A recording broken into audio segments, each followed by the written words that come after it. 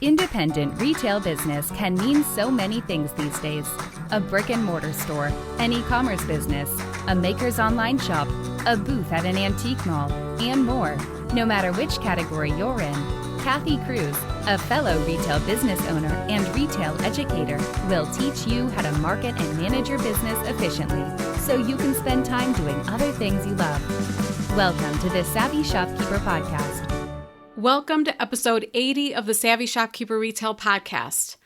The Dead Inventory Scale, How to Make Decisions Around Stale Inventory. I'm your host, Kathy Cruz. Before I get started on this episode today, I'm going to share something with you that I've been working on personally, and I'm going to share it because I like accountability, and I feel like if I speak it out loud to all of you, it's going to make me work harder. So I am going on to 60 days of hitting 10,000 steps on my Fitbit. And I'm in competition with my husband. He is also at 60 days. So I've been feeling a little under the weather. I almost dropped the ball yesterday, and I will give him credit. He actually nudged me and not convinced me, maybe he did, to go walking yesterday. And I could have easily just dropped it at around 6,000 steps. Like I was done for the day, ready to go to bed, not feeling 100%. And I went out and I walked. So I'll give him credit for that, but the challenge is on. So I went out this morning, did the same thing. I'm on a mission. So I will report back to you maybe in about a month in 4 more episodes and let you know how that's going. My health and fitness became a priority, especially towards probably spring this year, and I'm really working hard at it. And I know some of you try to do the same thing, so I thought I'd share it here. I'll keep you posted. So my intention for this episode is to help you move slow-selling items and make strategic decisions around those items so you can maximize profit and keep your store fresh for customers. I'm going to say it one more time. My intention for this episode, and I'm saying it one more time because I know sometimes we're multitasking, and this is really important. I want you to hear what the intention is for this episode. My intention for this episode is to help you move slow-selling items and make strategic decisions around those items so you can maximize profit and keep your store fresh for customers. First, I want to start off with a shopkeeper shout out. This was a 5-star review titled "A Wealth of Information!" The reviewer said this podcast shares so much information all for free. I'm a new brick and mortar store owner, and she put in parentheses 6 months, and strive to learn all that I can. The Savvy Shopkeeper gives an insight from those who are in the same boat as me, a priceless value. Thank you. And it was signed off by @YellowTulipDesign. And I realized as I was getting ready to record this episode that Lexi, who owns Yellow Tulip Design, just joined us in Master Shopkeepers. We just recently closed it to new members, but she is one of our new members. So Lexi, thank you. I appreciate it. I just put 2 and 2 together. I'm so happy you joined us in Master Shopkeepers, and I hope you find even more value there. Shopkeepers across the country are expanding and opening up new locations by partnering with Honeycomb. Forward-thinking entrepreneurs like you that created your business for your consumers are unlocking much-needed funding by allowing your community and superfans to invest directly into your growth. To learn more about how community capital can help you open your next location while embracing your ability to market your brand and increase consumer engagement, visit honeycombcredit.com/brand. That's honeycombcredit.com/brand. So let's move on. If you feel like an area in your store or some items are looking tired in your store, then most likely your regular customers are noticing this too. You know, the customers who pop in on a regular basis, maybe stop in every week, maybe every few days. I don't know what the routine is of your customers. Everyone's going to be different. But they stop in regularly because they really enjoy shopping at your store. But if your merchandise is stale, this could become a problem. Now, the first thing that I want to mention is, normally we kind of have an idea what's stale and what's old. But if you have an inventory reporting system or a point of sale system or an inventory program that'll generate a dead inventory report, those are really helpful. So at my own store, we use Shopventory, and we'll link it in the show notes. And what I appreciate in Shopventory is one of the reports is a dead inventory report. I think it defaults to 90 days. Oftentimes, we don't think something has been around as long as it has. But again, I say this all the time, when you run the report, you can be enlightened. So I wanted to make sure I mention that. And you can run the report for 180 days, 6 months, a year. It's up to you. And I'm not saying that everything in your store that's 90 days old needs to go. So for instance, there might be a category or product line or multiple product lines that you wouldn't include in this report. And that's okay. You know your business better than I do. But I want to make sure that all retailers are paying attention to the age of their merchandise. Before I get started, if getting rid of stale merchandise makes you feel icky, I can't tell you how many times I've heard that, or there's fear around this topic, please go listen to episode 39. We will link that in the show notes as well. But if you go into any of the podcast apps, my team, we always start off each episode with a number. So you know right away, I want you to go to episode 39 and listen to that if getting rid of old merchandise makes you uncomfortable. Your mind has to be in the right place if you want to do this effectively. So work on your mind first, then move on to getting rid of stale merchandise. I would say listen to episode 39, then come listen to this episode, which is number 80. I personally approach slow-moving items through a strategic decision-making process. I know it sounds so formal. It's really just a system, and you all know how much I love a good system. So I thought I would share that with you today in the episode. So let's go ahead and get started on how to get rid of the slugs. I'm calling them the slugs because that's where we're going to end up, with the things that just don't go no matter what. What I'm trying to describe here is a decision process around dead inventory, or the things that you notice that are moving slowly. Everyone does this differently, but I like to look at slow-moving inventory in stages. Stage 1, Stage 2, and Stage 3. Ending with Stage 3, which is the items, those are going to be the items that don't sell no matter what you do. Okay, so let's start with Stage 1. I'm going to call this the Don't You Dare Discount It stage. Stage 1 is not about discounting. These items are decent sellers or maybe slowish sellers, and they might sell again next season. So you can pack it up or re-merchandise it. And those are my tips for Stage 1. The first one is particularly for holiday merchandise. I like to ask myself, is it kind of a classic look?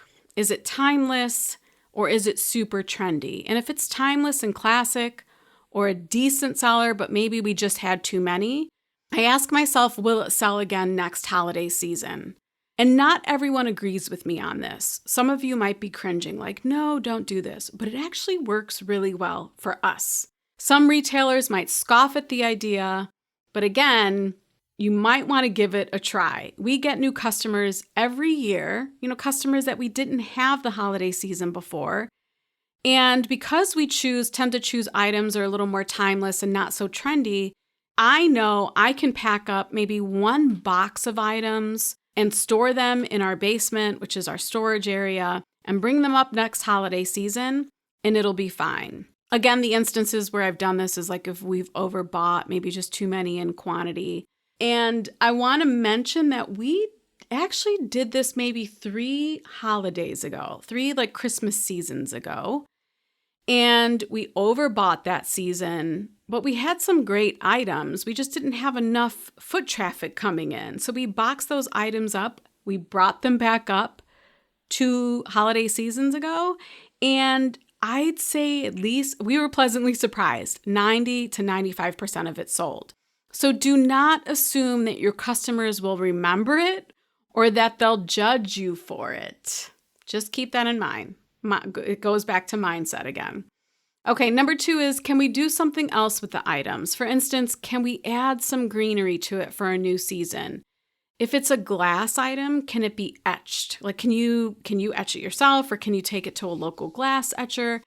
The point here is get creative with it. Can you add a bow, a seasonal bow? Like, there's so many things that you can do to change up an item. And I specifically am talking about home decor, but I guess just apply this to whatever your business model is. How can you make it more appealing? We recently had the cutest little hobnail candlestick votive holders in our store, and we had a lot of them. I want to say it was like 30. So after our Mother's Day succulent bar event, we hosted this little succulent bar event, and it's cool because the kids come in and they make little planters for their mom. But anyhow, we had leftover succulents, so I decided instead of pitching the succulents, I would put them in each of these little hobnail candlestick votive holders. And I can't tell you how effective that was. We've sold way more of those little hobnail pieces than we ever would have without putting the succulents in it. And then for each one that they received, I just designed a little succulent care card and printed it on cardstock, and everyone who purchased one gets this little care card because everyone's afraid of succulent. Not everyone. Bren, if you're listening, you're not afraid. You own a plant store, and some of you who have the plant stores, bless you. But it's just a little added touch. I didn't change the price on the candlestick votive holder, but it helped them sell, so it was a win-win. Okay, the next one is, can you re-merchandise it?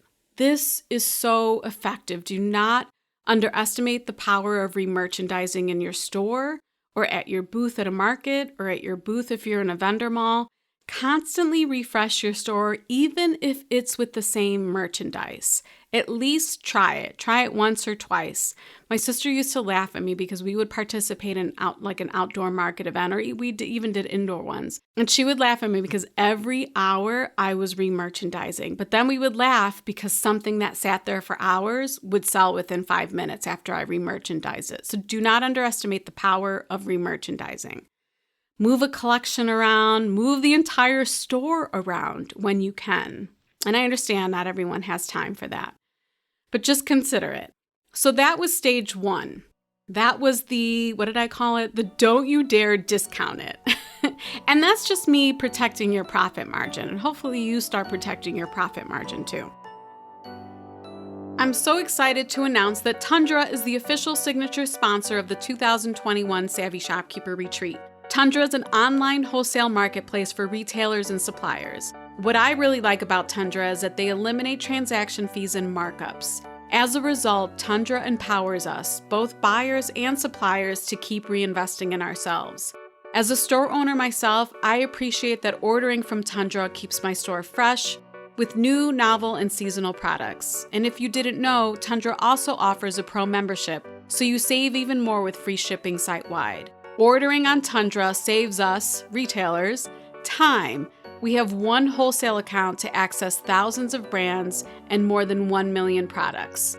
I'd like to give a special thank you to Tundra for sponsoring the Savvy Shopkeeper Retreat, an educational experience retailers won't forget in 2021. To learn more about Tundra, visit savvyshopkeeper.com/Tundra. That's T like Tom, UNDRA. And to learn more about the upcoming retreat, visit savvyshopkeeper.com/retreat.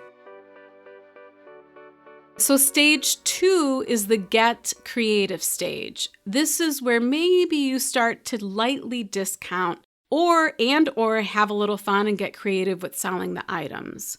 So the first suggestion I have in this stage is, can you create a bundle? Can you pair it with something to create a package of items and maybe discount it by 5%?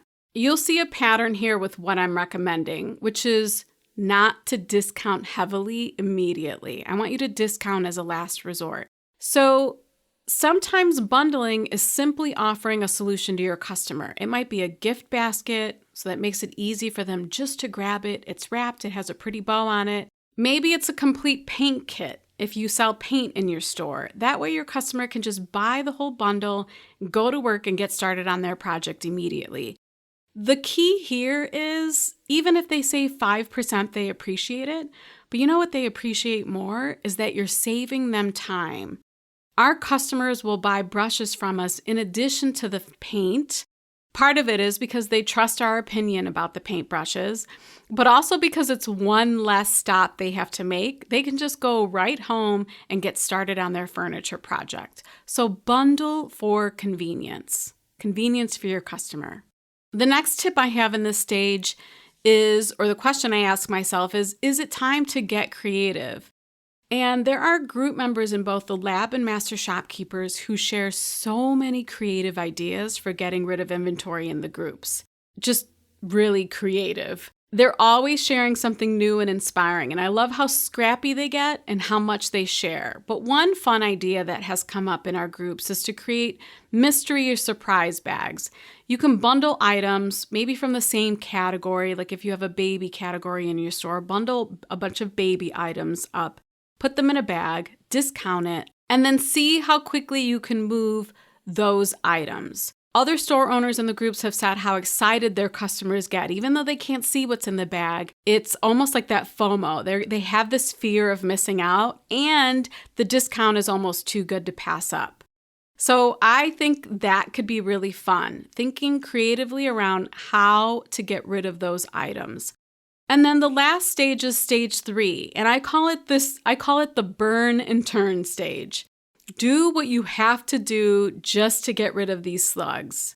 So the first tip I have here is to ask yourself, is it time for a big clearance sale? If the item is still crawling at a snail's pace or not selling at all, even when you've tried the other tips I've suggested, now you might want to start considering a heavy discount, 40%, 50%. Or is it something that could go directly into your Facebook Live clearance sale box? I think I've talked about hosting a Facebook Live clearance sale here.